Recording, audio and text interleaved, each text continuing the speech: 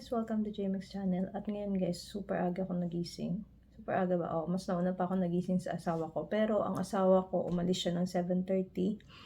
So ako, hindi na ako natulog. Mga nagising ako mga 6. Tapos nagpump ako. Humina kasi yung supply ng gatas ko ngayon. So nagpump ako ng mga 1 hour. So ayun guys, yung isang oras ko na punta lang sa pagpapump. Tapos 7:30, umalis yung asawa ko and gagawa na ako, kikilos na ako dito sa bahay. Para pagising ng mga bata, asikasuhin ko na lang yung breakfast nila tapos maituloy ko yung mga gagawin ko pa the whole day. So guys, kahapon pala, pinakita ko yung nasa mall kami, nasa loob kami ng military base. Tapos namili ako ng mga clearance. Yung asawa ko, nagulat siya kasi parang nasa 30 plus lang ata yung presyo nung napamili ko. Sabi niya ganun, gusto kong bilhin yung isang t-shirt na nakita ko, panlalaki. Magkano daw? Kano yun? Sabi niya nasa $50 daw ang isa. Kaya hindi niya na daw binili. So, 4 na piraso lang naman tong binili ko guys. 3 dress tapos isang bodysuit. Ito yung bodysuit ng Multiway. Siya, maganda siya. Pang loob tapos magbe-blazer ka na lang. Hindi ka na magbabra. Ayan. Pag summer siguro pwede ito.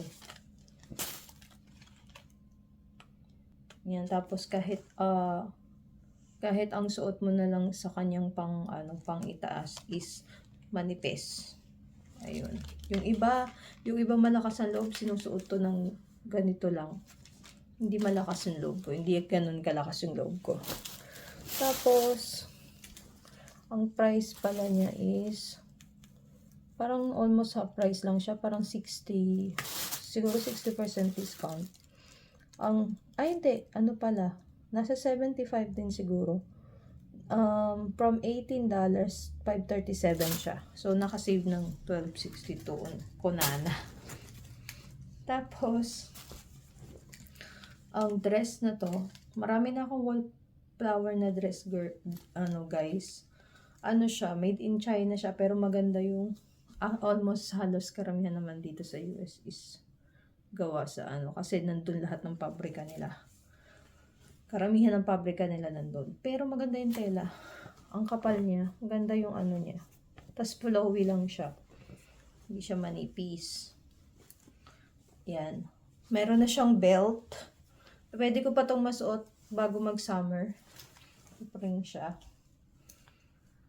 Ayoko na kasi magsusuot ng long sleeve. Kahit kahit comfortable naman siya. Ayoko magsuot ng long sleeve pag summer. Kasi yung kilikili ko nagpapawis. So, meron na siyang ganitong belt. Yan. Pang design lang yung belt. Di naman siya ganun katibay.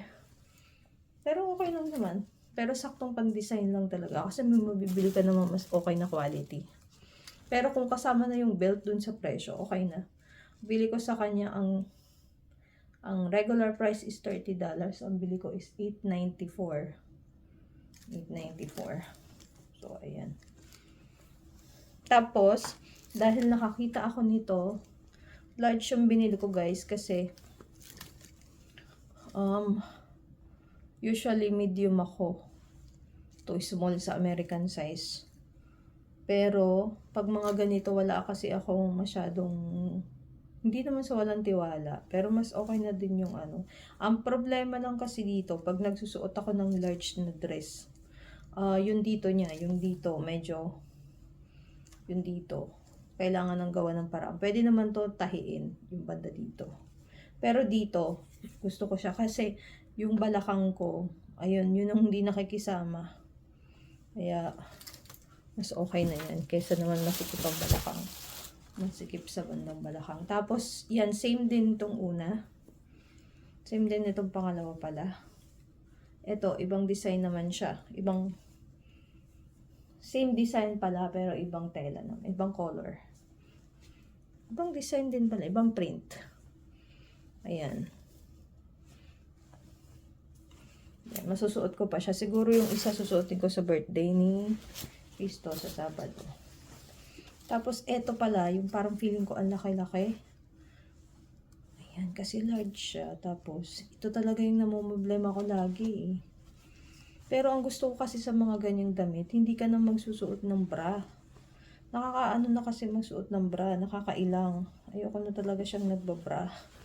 So, ayan yung damit guys. Oh. Yan. Baka ito na lang suotin ko sa birthday. Kaso, hindi siya komportable. Pag may bata kasi yung ganito-ganito. Depende sa fit sa akin. Ayan, meron siyang ganitong design. Yung isa, pareho lang ng, sa 837. Ito naman,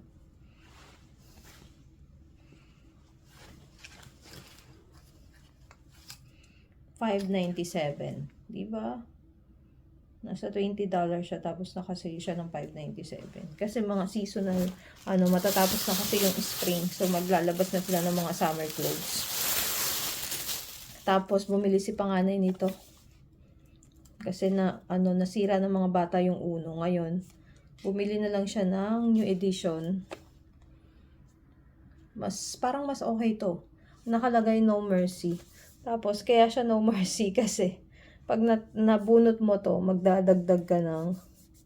Sa naglalaro ng Uno, alam niyo yan. Kung gaano kahirap yung magdadagdag ka ng 10 card.